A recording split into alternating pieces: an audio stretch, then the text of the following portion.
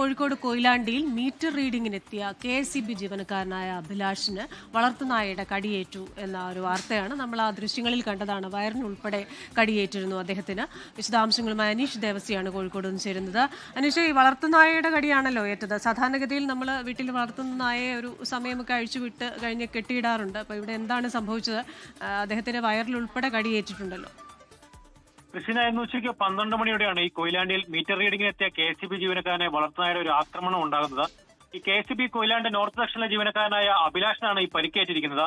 ഈ കൊയിലാണ്ടിലെ ഒരു വീട്ടിൽ സോളാർ റീഡിങ്ങിനെത്തിയതായിരുന്നു ഈ അഭിലാഷ്. ഈ വീട്ടിൽ നായുള്ളത് നേരത്തെ അറിയാമായിരുന്നു. അതിനാൽ തന്നെ ഈ വീട്ടുടമയോട് നായയെ വീട്ടിനുള്ളിൽ വിളിച്ചു പറഞ്ഞിരുന്നു. ഈ നായയെ വീട്ടിനുള്ളിലാക്കി ഈ മുൻവശത്തെ വാതിൽ ലോക്ക് ചെയ്ത ശേഷം ഈ വീട്ടിലുണ്ടായിരുന്നവർ മീറ്റർ റീഡിങ്ങിനായി ഉള്ളിലേക്ക് കയറിക്കോ എന്ന് പറഞ്ഞപ്പോഴാണ് ഗേറ്റ് കടന്ന് ഈ മുറ്റത്ത് എത്തിയതെന്നാണ് അഭിലാഷ് പറയുന്നത്. ഏതായാലും മീറ്റർ റീഡ് ചെയ്തുകൊണ്ടിരിക്കുമ്പോൾ ഈ വീടിന് പുറവശത്തിലൂടെ എത്തിയ നായ ആക്രമിക്കുകയായിരുന്നു.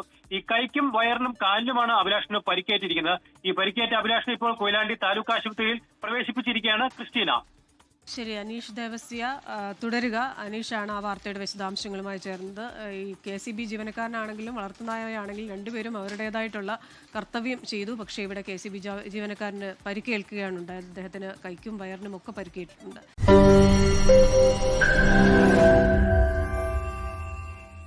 ലോകത്തെവിടെയായാലും ഏത് സമയത്തും 24 വാർത്തകളും ഓഗ്മെന്റഡ് റിയാലിറ്റി പാക്കേജുകളും എക്സ്പ്ലെയിനറുകളും വിശദമായി കാണാൻ ഞങ്ങളുടെ YouTube ചാനൽ നിങ്ങൾക്ക് സബ്സ്ക്രൈബ് ചെയ്യാം.